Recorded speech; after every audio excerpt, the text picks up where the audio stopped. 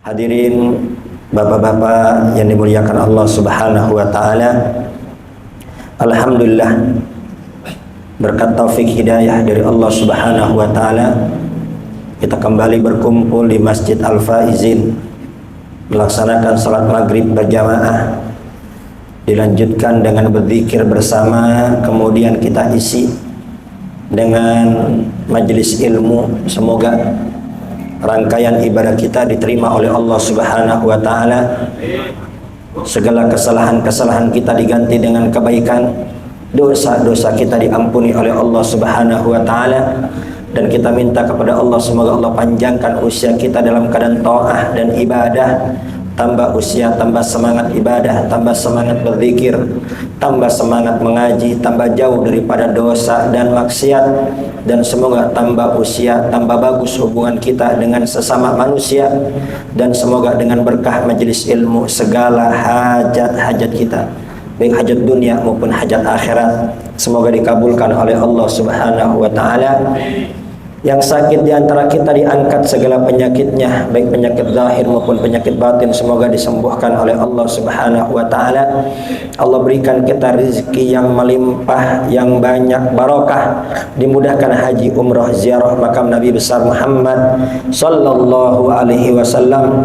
Yang memiliki masalah semoga permasalahannya dibereskan oleh Allah, yang sedang mengalami kesulitannya dimudahkan oleh Allah Subhanahu wa taala, dan semoga putra-putri kita dijadikan putra-putri yang saleh wassalihah, tumbuh menjadi anak yang cerdas, yang pintar, ahlul Quran, ahlus sujud, ahlul ibadah, menjadi anak yang membanggakan kedua orang tua, khususnya Nabi besar Muhammad sallallahu alaihi wasallam. Semoga mereka semua dijauhkan daripada pergaulan-pergaulan yang tidak baik, didekatkan dengan orang-orang saleh, dengan ulama, dengan habaib, dengan kiai, dengan para guru, dan semoga duduknya kita pada malam ini dicatat oleh Allah sebagai amal saleh yang memudahkan kita untuk masuk ke dalam surganya Allah Subhanahu wa taala. Amin, Allahumma amin. Hadirin hadirin yang dimuliakan Allah, sebelum kita mulai ta'lim kita, terlebih dahulu kita membaca Al-Fatihah untuk muallif kitab dan untuk guru-guru kita yang sudah mendahului kita, Al-Fatihah Syekh Alwi bin Abbas Al-Maliki, Syekh Sulaiman An-Nuri, wa Syekh Bakar bin Salim, Syekh Abdul Qadir Al-Jalani, Bib Soleh Tanggul, Bib Ukar Gresik, Bib Ahmad bin Hasan Fattah, Bib Murabbi Ruhina, Bib Hamid Naqib bin Sahib bin Salif, Jamil Awliya wal Aqtab wal Amjad wal Autad Sarbadillahi Salih Jami' Abaina Ummatina Jaddatina Walakunitin Salihah ila hadratin Nabi Muhammadin sallallahu alaihi wasallam. Al-Fatihah. A'udzu billahi minasyaitonir rajim. Bismillahirrahmanirrahim. Alhamdulillahi rabbil alamin arrahmanir rahim maliki yaumiddin iyyaka na'budu wa iyyaka nasta'in ihdinas siratal mustaqim siratal ladzina an'amta 'alaihim ghairil maghdubi 'alaihim waladdallin. Amin.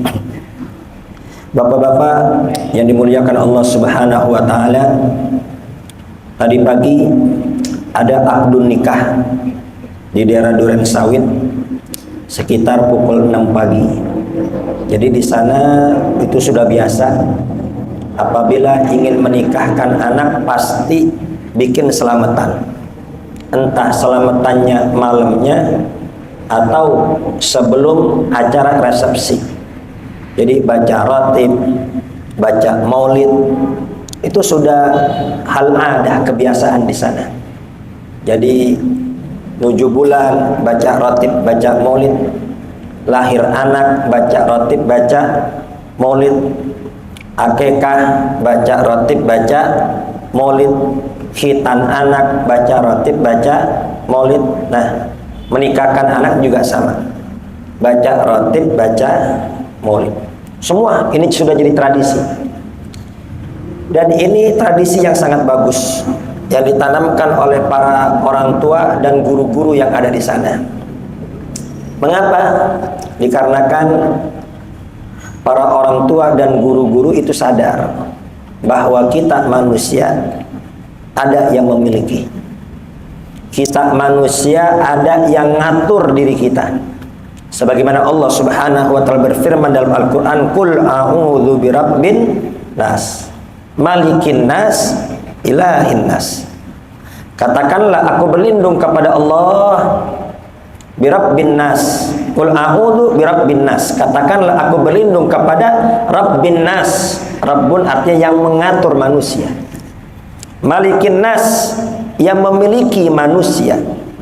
Ilahin nas, Tuhannya manusia.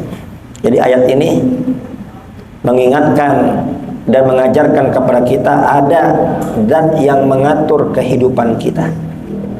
Ada zat yang mengatur nafas kita, ada zat yang mengatur rizki kita, ada zat yang mengatur takdir kita, ada zat yang mengatur masa depan kita. Jadi dengan baca ratib dan baca maulid selamatan sebelum nikah, jadi mengingatkan kepada yang mau nikah, sekaligus mengingatkan kepada tuan rumah, ente punya hajat, ente punya keperluan, ente mau nikah, maka kembali kepada Allah, berdoa kepada Allah, minta kepada Allah agar dimudahkan, mendapat pertolongan dan diberkahi sepanjang kehidupan rumah tangga. Ya, karena tidak ada yang dapat merubah takdir kecuali Allah Subhanahu wa ta'ala. Doa, minta sama Allah, la yuraddul qada illa du'a. Tidak ada yang dapat merubah takdir kecuali doa. Dan orang tua dan guru-guru di sana pintar, nggak mau doa sendirian, undang guru-guru.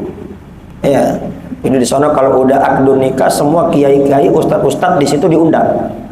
Semua rame di depan tuh, ustadz-ustadz, kiai-kiai semua. Tetangga, sahabat, saudara diundang semua. Berzikir bersama, baca maulid bersama.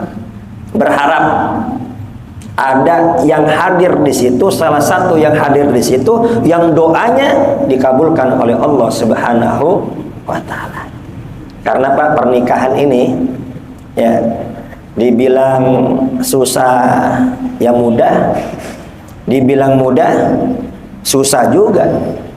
Buktinya banyak yang gagal, banyak yang bercerai. Kenapa bercerai? Apakah dikarenakan kurang tampan dan kurang cantik? Artis-artis banyak cantik-cantik dan tampan-tampan, akan tapi pisah juga. Kenapa pisah? Apakah kurang ekonominya, kurang hartanya?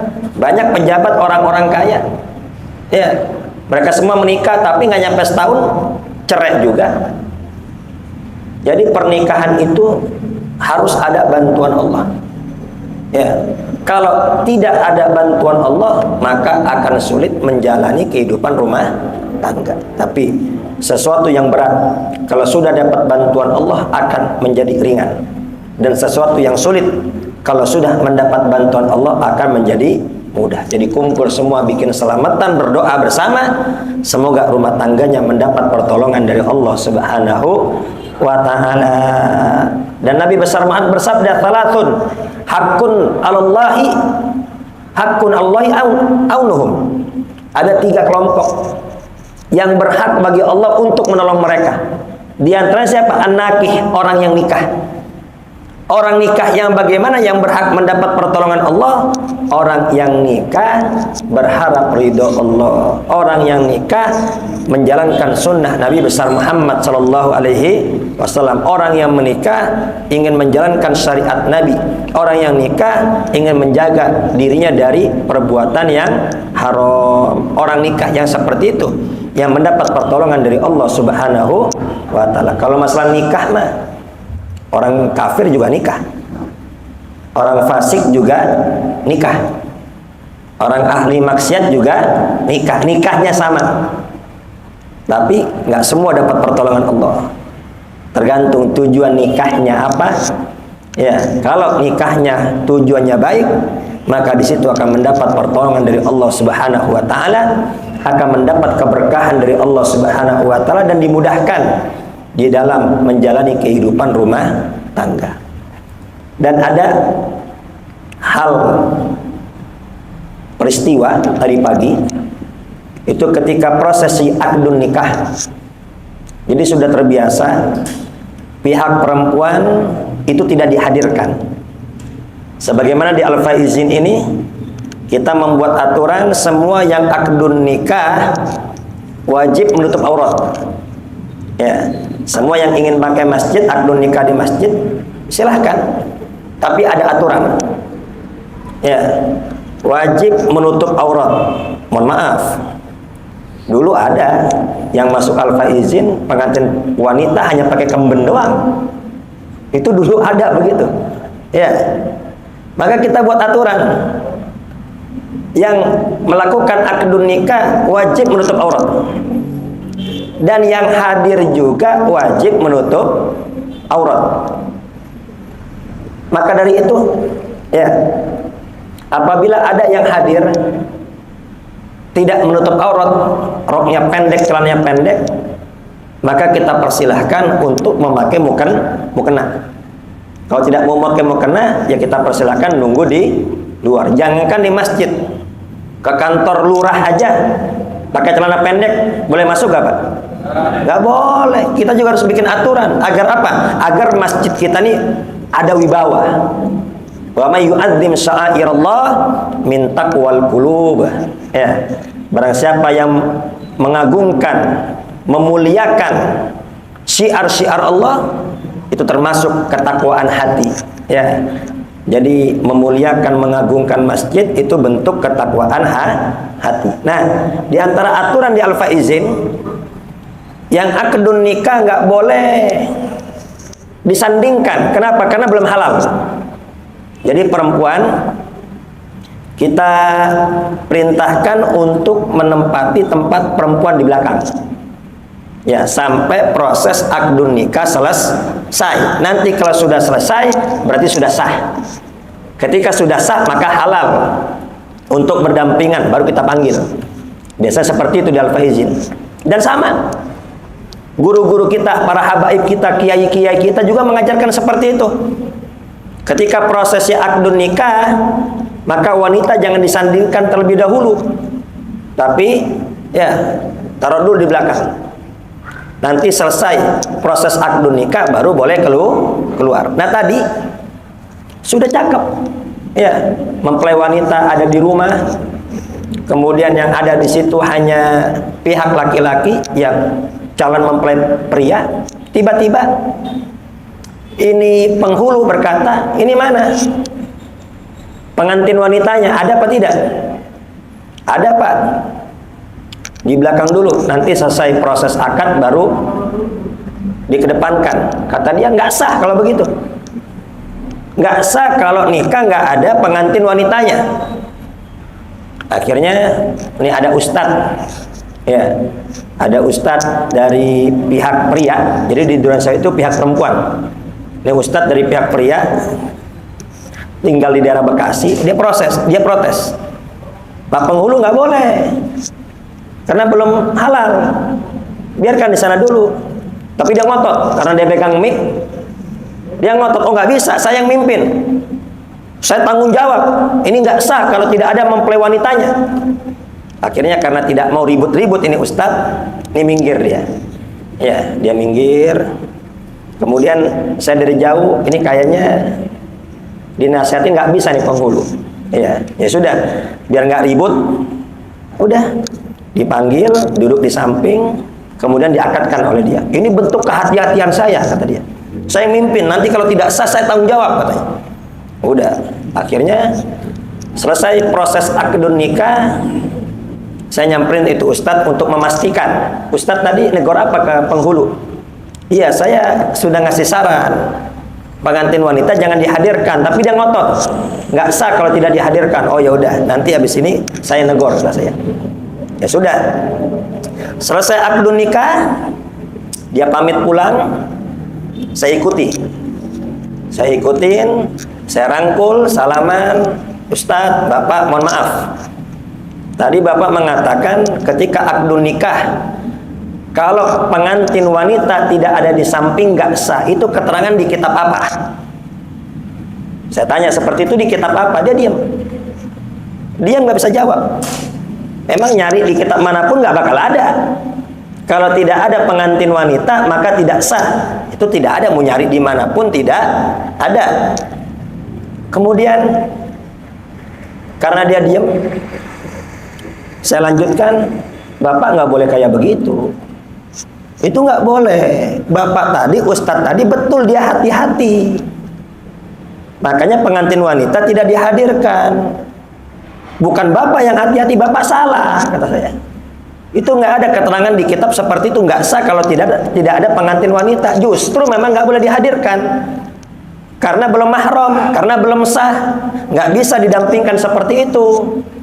Bapak boleh buka kitab Al-Bujairimi, buka kitab Kifayatul Akhyar, buka kitab I'anatul Talibin, silakan buka kitab-kitab fikih, kata saya. Bahkan di Kifayatul Akhyar itu syarat sahnya akdun nikah adalah ada wali, ada zauj suami yang mau nikah, dan ada wasyahidai adlin, ada 2 orang saksi yang adil. Cukup 4 itu, Pak, kata saya. Nggak ada istri. Langsung dia, ya, sambil jalan dia berkata, nanti kapan-kapan kita diskusikan lagi, kata dia. Tapi saya pastikan, Pak, keterangan kalau di samping tidak ada wanita itu tidak sah, nggak ada. Jadi Bapak tolong, ini saya nggak ada kepentingan. Saya tidak ada kepentingan, saya kasihan Bapak sama Bapak. Bapak jadi penghulu, kedepannya Bapak akan menikahkan lagi. Saya khawatir nanti Bapak ketemu sama kiai atau habaib, Bapak bisa diomelin. Ya, kali ini Ustadz sabar, kata saya. Ya ini Ustadz mengalah, dia lebih memilih mengalah. Tapi jangan disamakan, nanti ketemu yang tegas, ketemu yang galak, ente bisa disemprot, katanya. Ente juga tanggung jawab nanti di akhirat. Ya, tolong tuh dimotola lagi. Ya, baru dia diam. Ya, jadi ini sangat disayangkan. Ini banyak penghulu akan tapi tidak paham mengenai akdun nikah. Dan sama tempo hari juga ketika Misbahul Anwar mau menikah di sini, kan sempat cekcok juga itu. Dikarenakan yang jadi walinya itu adiknya, ya kan, ini Meli kan yatim. Ketika bapak tidak ada, maka yang berhak adalah saudaranya, ya, kakak atau adiknya. Bapak nggak ada, maka adiknya yang berhak. Ya, dia punya adik laki-laki, umur 16 tahun, belum punya KTP. Ditolak ini sama penghulu. Pamannya mana, kata dia. Ini pamannya mana? Saya katakan kepada dia, Pak penghulu, urutannya kakak adik dulu, paman entar, kata saya.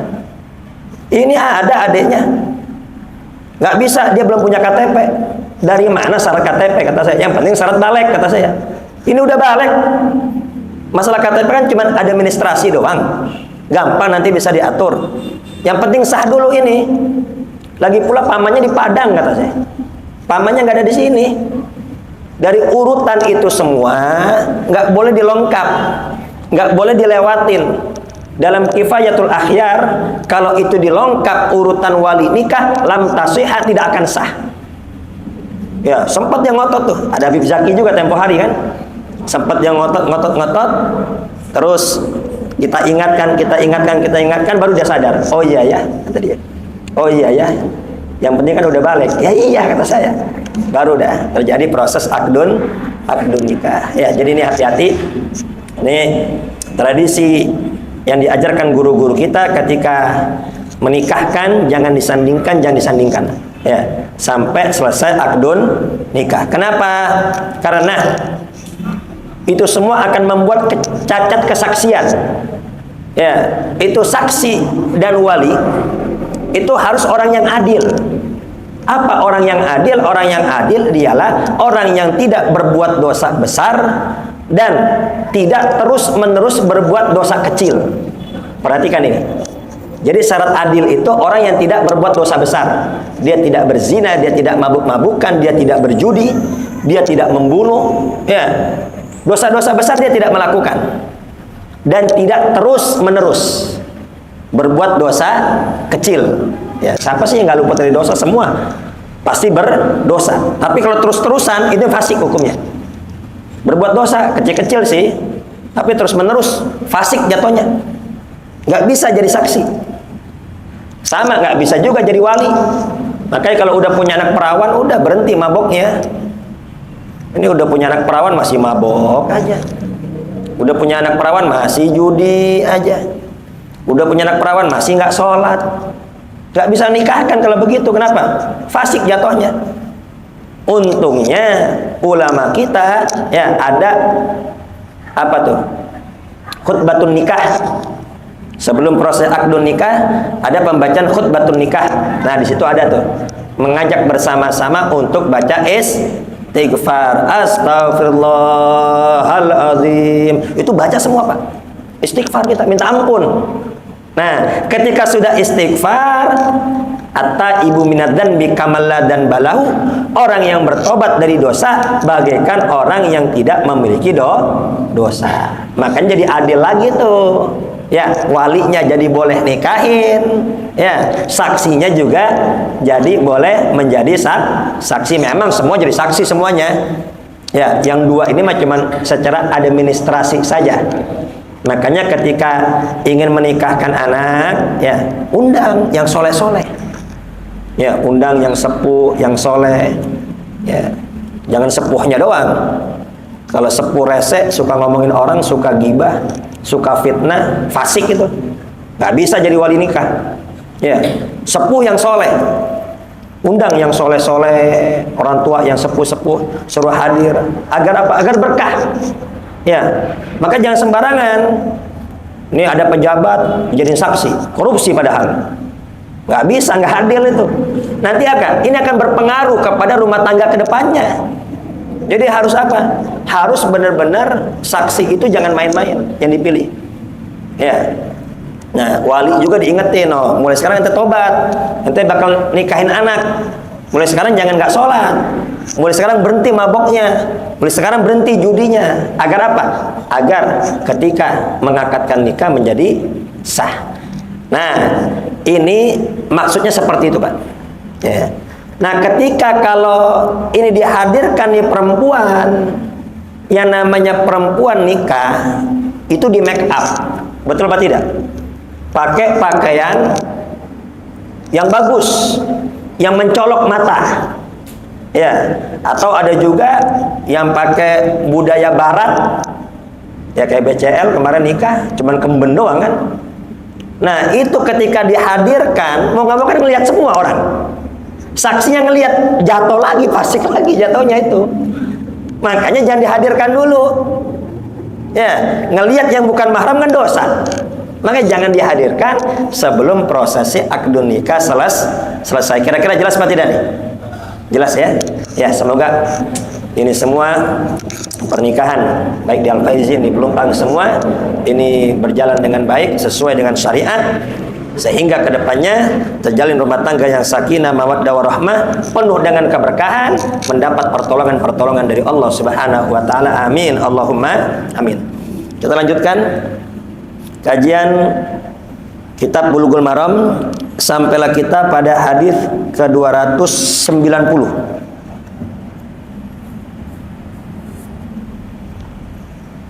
An Ibnu Umar radhiyallahu anhu maqala, dari Abdullah bin Umar, semoga Allah meridhai keduanya.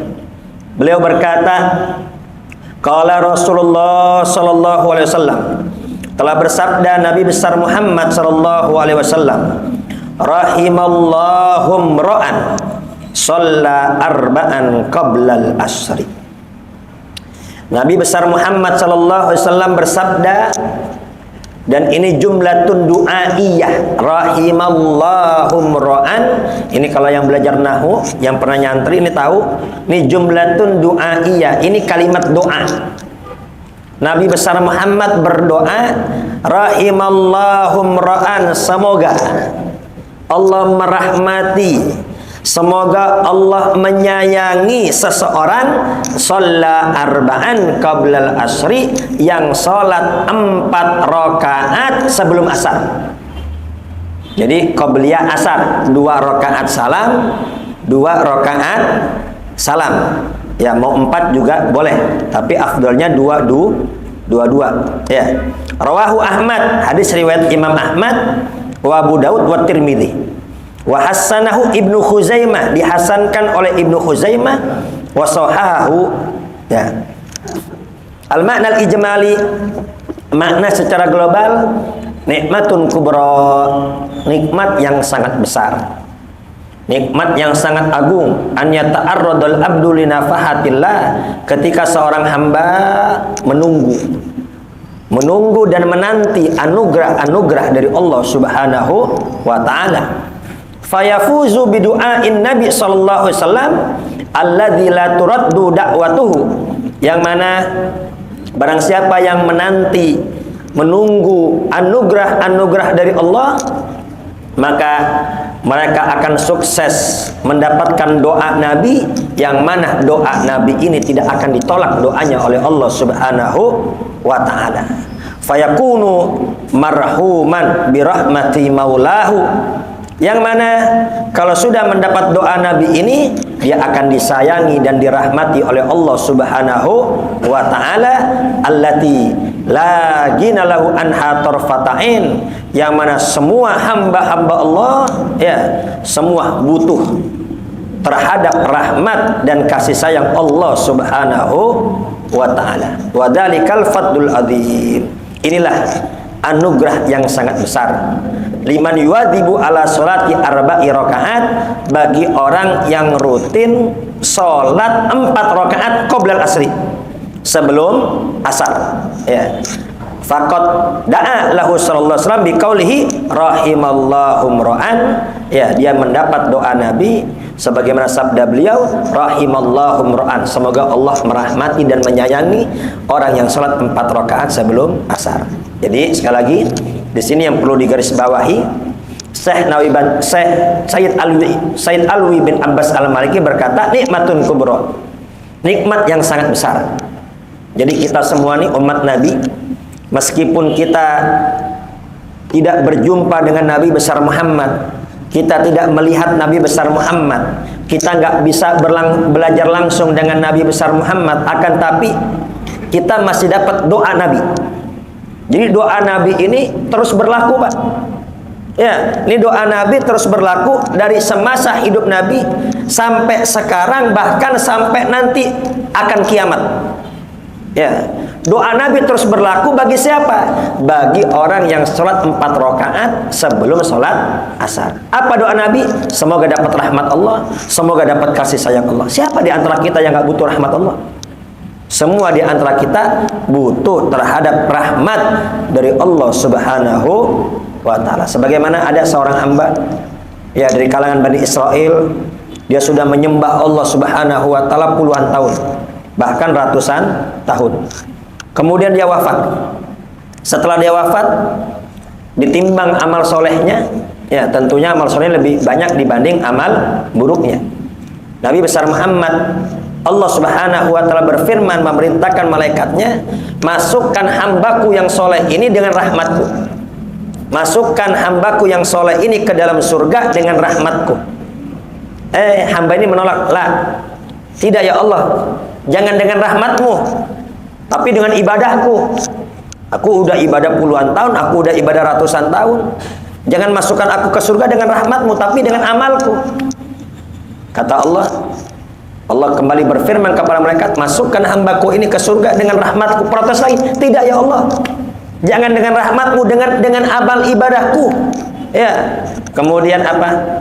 Allah Subhanahu wa ta'ala memerintahkan kepada para malaikat, coba timbang lagi, timbang nikmat mata yang aku berikan kepada dia, taruh di timbangan yang satu nikmat mata, kemudian amal soleh dia yang puluhan atau ratusan tahun diletakkan di neraca yang satunya. Timbang. Setelah ditimbang ternyata nih ibadah dia yang puluhan tahun, ratusan tahun nggak bisa ngalahin nikmat mata. Belum bisa ngalahin nikmat mata. Bayang, ini baru nikmat mata nih kita belum bisa balas. Ya, ini nikmat mata kita bisa ngelihat. Ini kita udah bersyukur apa belum nih? Ya, kemudian dari tadi kita ngelihat, sekarang ngelihat, tiap detik kita ngelihat, kita belum bersyukur aja udah dikasih lagi, belum bersyukur udah dikasih lagi. Ya, napas nih, setiap hembusan napas nih nikmat. Kita menghirup keluar itu nikmat. Terus apa lagi? Kan kita butuh lagi kan oksigen, hirup lagi keluar, itu nikmat. Itu belum sempat kita syukuri, nikmat yang satunya udah datang nikmat-nikmat yang lainnya. Betul apa tidak? Iya, nikmat sehat, nikmat tangan, nikmat kaki. Nih kita bisa sholat ke sini. Berkat apa? Berkat nikmat Allah. Siapa yang ngasih kretek di hati? Oh, ini malam Ahad ada pengajian, saya mau hadir. Siapa yang memberikan kretek hati mau hadir? Allah. Kemudian siapa yang ngasih sehat? Allah. Coba sakit perut, bisa gak hadir? Gak bisa. Coba sakit kepala, bisa gak hadir? Gak bisa. Ya, dikasih sehat kita bisa hadir ke sini. Kita bisa sholat. Itu semua pemberian Allah. Yang ngasih kretek hati Allah, yang ngasih sehat Allah, yang ngasih kemampuan bisa ibadah Allah. Terus apa andil kita? Ada gak andil kita? Semua itu dari Allah. Ya, makanya ditimbang amal solehnya yang puluhan atau ratusan tahun dengan nikmat mata saja itu kalah. Kata Allah, kalau begitu masukkan hambaku ini ke dalam neraka. Langsung dia bilang, ya Allah ampuni aku ya Allah, masukkan aku ke surga dengan rahmatmu ya Allah.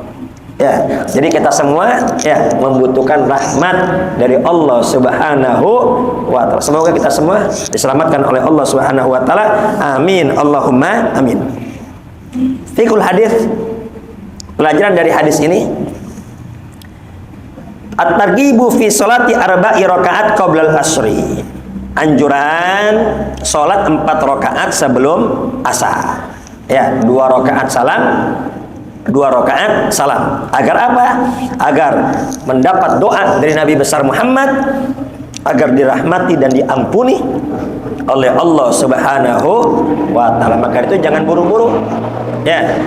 Habis adzan jangan buru-buru qomat. Ya, salat dulu 2 rakaat. Ya, masih ada waktu tambahin lagi 2 rakaat lah lagi. Ya, sambil doa minta kepada Allah Subhanahu wa ta'ala. Ya, waktu habis ya. Berapa menit lagi? 10 menit lagi. Baik, kita lanjutkan hadis yang 291. An Abdillah bin Mughaffil Al-Muzani radhiyallahu anhu qala Rasulullah sallallahu alaihi wasallam sallu qabla al-maghrib, sallu qabla al-maghrib. Nabi besar Muhammad bersabda, salatlah sebelum maghrib. Nabi mengulangi lagi sabdanya, sholatlah sebelum maghrib. Artinya apa? Qobliya maghrib.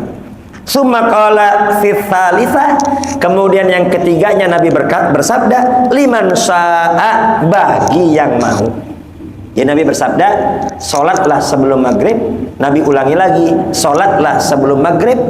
Kata yang ketiga, bagi yang mau. Jadi memang semua sholat ada qobliyah, tapi tidak semua sholat ada ba'diyah.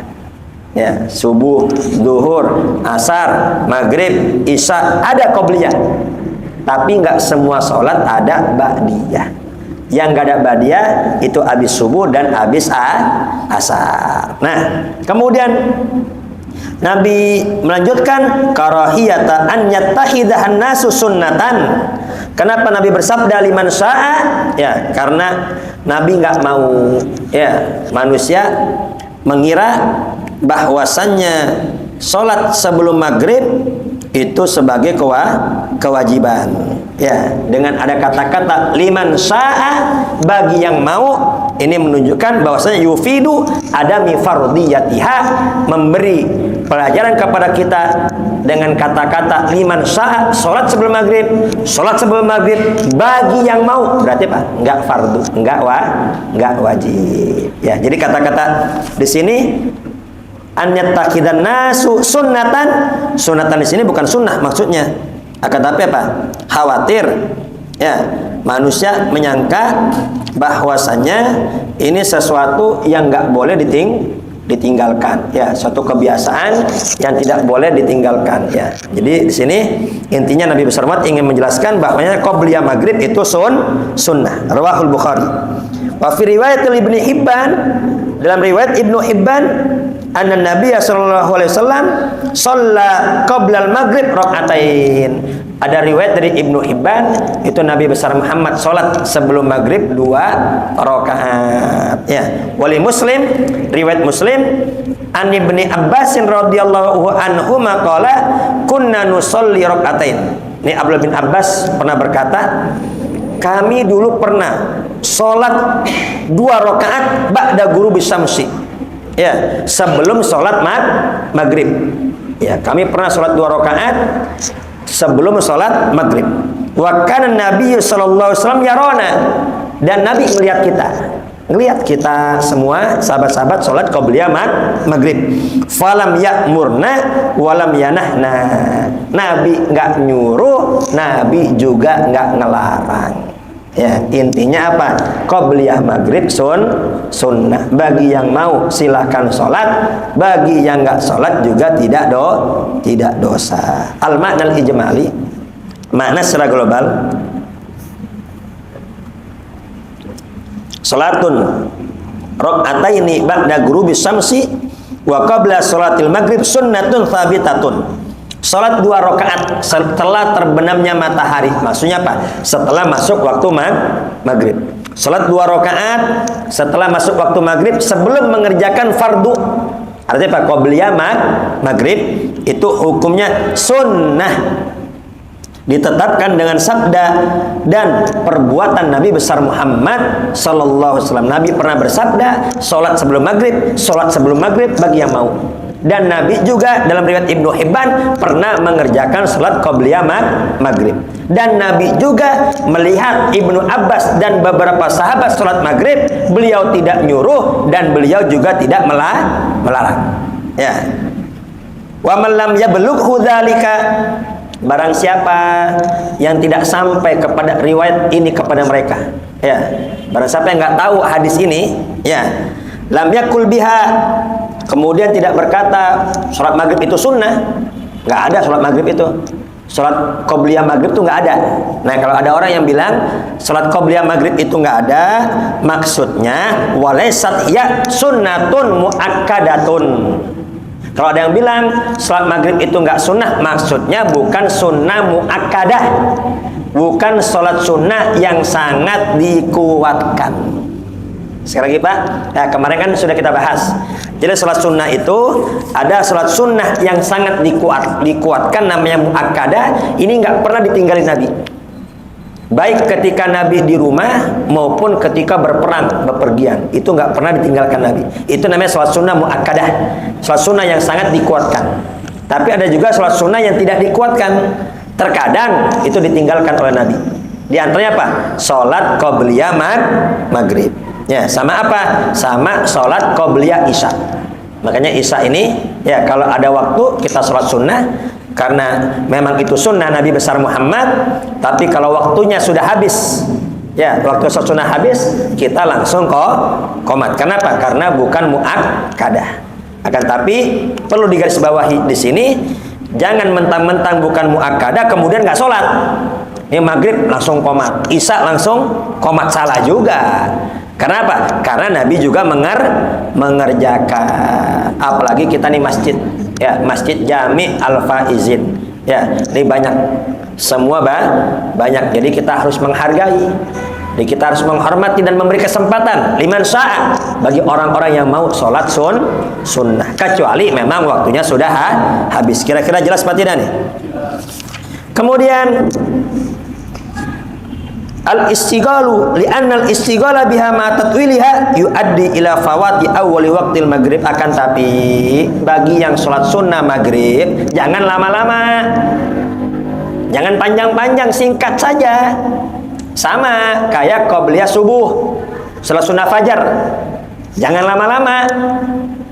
Bahkan itu saking singkatnya, ada sahabat yang ngira Nabi besar Muhammad tuh nggak baca surat, saking cepatnya, ya. Jadi ini qabliyah maghrib jangan panjang-panjang. Kenapa? Karena ini mazhab Imam Syafi'i yang jadid, yang baru. Itu waktu maghrib cuma sangat singkat. Waktu maghrib sangat singkat. Waktu adzan, ya, kemudian waktu orang ngambil wudu, bersih-bersih, sholat 3 rakaat, salam, habis waktunya. Ini mazhab Imam Syafi'i yang jadid, yang baru ketika beliau berada di Mesir. Tapi mazhab Imam Syafi'i yang qadim ketika beliau di Baghdad, itu waktu maghrib panjang sampai hilangnya merah. Ini agak panjang. Makanya Kita madhab Imam Syafi'i itu pasti mengikuti madhab Imam Syafi'i yang jadid, kecuali dalam beberapa masalah. Kurang lebih sekitar 16 masalah itu ada di Muqaddimat Takriratus Sadidah itu, maka kita ikut yang qadim. Kenapa? Karena dianggap pendapat yang qadim itu lebih kuat. Ya, dinilai oleh ulama Syafi'iyah pendapat yang qadim lebih kuat. Di antara apa? Salat maghrib. Ya, salat maghrib ini ikut yang qadim. Waktunya panjang sampai hilangnya mega merah. Ini apalagi pekerja ya. Pekerja ya. Nih kalau sekitar sini mah enak, Pak. Banyak masjid, banyak mushola. Tapi kalau sudah sekitar Jakarta Selatan, wah itu repot itu kita. Ya, itu repot nyari masjid, nyari mushola itu repot, Pak. Itu saya dulu waktu kuliah di IKI, ya depan UIN, itu kadang selesai jam 5 atau setengah 6. Ya, waktu maghrib masih setengah jam lagi. Ya, itu kalau kita jalan, itu susah kita nyari masjid, nyari mushola itu susah sekali. Tuh daerah-daerah selatan sono tuh. Ya, ini nikmat kita tinggal di sini. Nah, itu para pekerja-pekerja seperti itu, ya kalau ikut madhab yang jadid, wah habis semua waktu. Kan sangat singkat. Maka ikut yang qadim. Nah, sebagai ihtiyat, maka dari itu, nih qobliyah maghrib jangan panjang-panjang. Jangan panjang-panjang. Ya, waktunya di sini ya udah cukup sholat 2 rakaat langsung qomat. Kenapa? Untuk mendapatkan pahala awal waktu dan mendapat ridho dari Allah Subhanahu wa taala. Baik, semoga kita semua mendapat ilmu yang manfaat, mendapat ilmu yang barokah, dan Allah Subhanahu wa taala beri taufik hidayah kepada kita. Ya, setelah kita mengetahui sunnah Nabi besar Muhammad, kita dimudahkan untuk menjalankannya. Ini jangan sampai kita udah tahu sunnah Nabi, oh cuman sunnah, dikerjakan dapat pahala, ditinggalkan tidak apa-apa. Kalau gitu gimana? Ya udah nggak usah dikerjakan. Nah, ini nggak cerdas namanya. Ya, justru kalau di situ ada pahala, kerjain.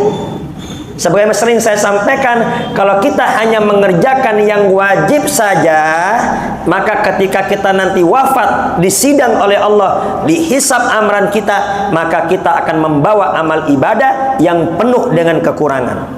Karena sholat kita jauh daripada khusyuk, sholat kita jauh daripada tadabbur, sholat kita jauh daripada fokus. Pikiran pasti kemana? Akan membawa amal ibadah yang penuh dengan kekurangan. Maka itu penting kita sholat sunnah, qobliyah, ba'diyah, duha, tahajud, witir, tasbih, hajat, taubah. Untuk apa? Jawabir lil faraid, untuk menambal kekurangan-kekurangan dari sholat kita. Karena yang pertama kali dihisab nanti sholat. Kalau sholatnya sempurna, semua amal ibadah yang lainnya juga akan sempurna. Baik, mungkin hanya itu. Semoga kita semua mendapat ilmu yang manfaat. Selamat dunia, selamat di akhirat. Al-Fatihah. A'udzubillahi minasyaitonir rajim. Bismillahirrahmanirrahim. Alhamdulillahirrahmanirrahim. Maliki yaumiddin. Iyyaka na'budu wa iyyaka nasta'in. Ihdinas siratal mustaqim. Shiratal ladzina an'amta 'alaihim ghairil maghdubi 'alaihim waladdallin. Ya Arhamar Rahimin. Ya Rahman Rahimin, Ya Rahman Rahimin, farrij 'alal muslimin. Rabbana taqabbal minna innaka antas samiul alim wa tub 'alaina innaka antat tawwabur rahim. Rabbana atina fid dunya hasanah wa fil akhirati hasanah wa qina adzabannar. Shallallahu alaihi wasallam Muhammadin wa ala alihi wasallam. Walhamdulillahi rabbil alamin. Kurang lebih saya mohon maaf. Akhirul kalam, wassalamualaikum warahmatullahi wabarakatuh.